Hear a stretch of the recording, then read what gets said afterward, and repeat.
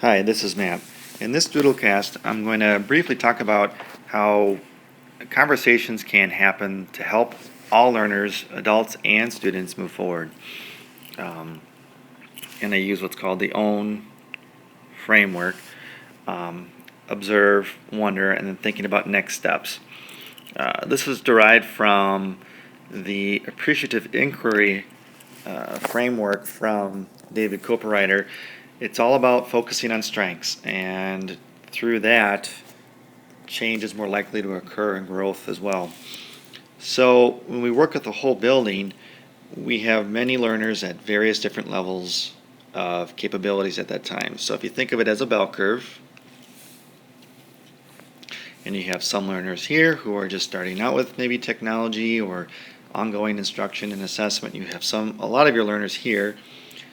They have a variety of experiences and they're moving forward together. And then you have a few outliers here. These are usually your early adopters with any kind of initiative. They have a strong interest and they do a lot of self-directed learning. But they all need some type of support. And how we differentiate that support can really help with the whole building type of change. So for someone over here on the less able at this time, and you might just focus on what they're doing well with simple things like putting in pictures into Evernote. So you could say, wow, you put photos into your Evernote notebook for that student. It acknowledges what they did. It's not subjective. It just states the obvious, and they feel good about that accomplishment. No success is too small not to celebrate.